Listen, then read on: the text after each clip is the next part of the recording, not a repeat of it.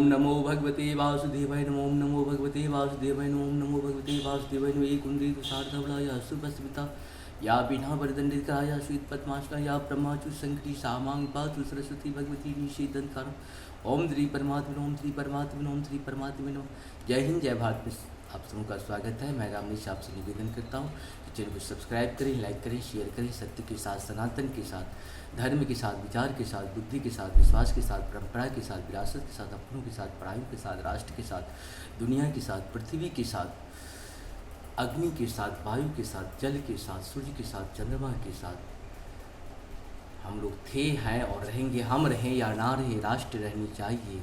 हम रहें या ना रहें, सत्य रहनी चाहिए। हम रहें या ना रहें, सनातन रहनी चाहिए। हम रहें या ना रहें, धर्म रहनी चाहिए। धर्म एक था, एक है और एक ही रहेगा, वो है सत्य सनातन की जय हो। जब तक सत्य सनातन का जय नहीं होगा तब तक अधर्म का नाश नहीं होगा, और जब तक अधर्म का नाश नहीं होगा तब तक प्राणियों में सद्भावना नहीं आएगी, और जब तक प्राणियों में सद्भावना नहीं आएगी तब तक विश्व का कल्याण संभव नहीं है। इसलिए संगठित होकर के राक्षसों का अंत करने का प्रयास करें, क्योंकि दानव शक्ति बहुत बढ़ गई है।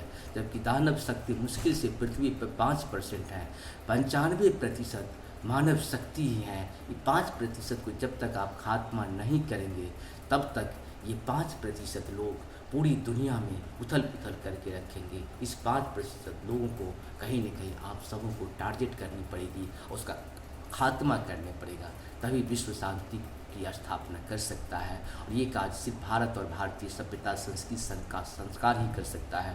दुनिया में कोई भी धर्म नहीं है, धर्म एक था, एक है और एक ही रहेगा, और ये धर्म है सत्य सनातन के लोग ही पृथ्वी पे मानवता की रक्षा कर सकता है, मानव को पुनः शांति की तरफ ला सकता है। इसीलिए उठ के खड़े हो जाइए, एक हो जाइए, शुरू करिए। आज हम लोग श्रीमद् भागवत गीता के अध्याय 6 के 42, 43 और 44 को पूर्ण करेंगे। ठीक है, शुरू करते हैं। पहले संस्कृत भाषा में, बाद में इसका हिंदी अनुवाद सुनेंगे। अथवा योगिनामेव कुले भवति धीमताम् एतद्वे दुर्लभं तं लोकं जन्म यदुष्यम। अर्थात अथवा यदि दीर्घकाल तक योग करने के बाद असफल रहे तो वह ऐसे योगियों के कुल में जन्म लेता है जो अति बुद्धिमान है। निश्चय ही इस संसार में ऐसा जन्म दुर्लभ है।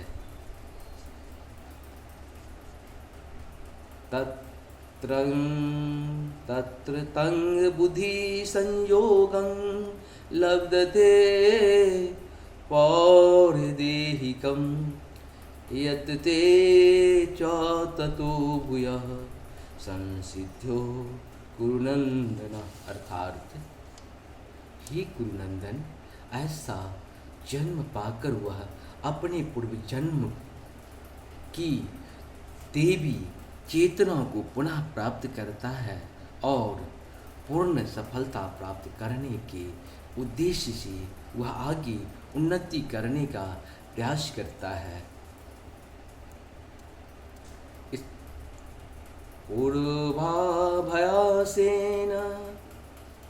तेनेव ह्यते हावसो अपि सः जिज्ञासुरपि योगस्य सप्त ब्रह्मादिर्वर्तते।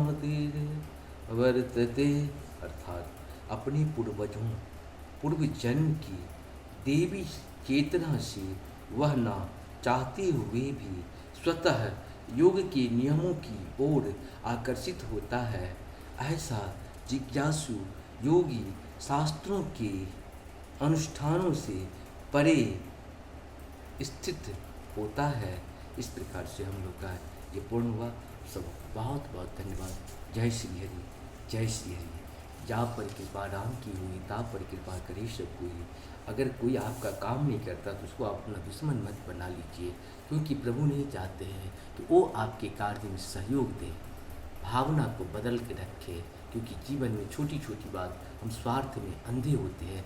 स्वार्थ में नहीं, हमें अपने राष्ट्र के लिए अंधे होना है, अपने समाज के लिए अंधे होना है। व्यक्तिगत स्वार्थ से ऊपर उठ के काम करना सबको बहुत बहुत धन्यवाद। जय श्री राम, हर हर महादेव, जय हो श्री हरि।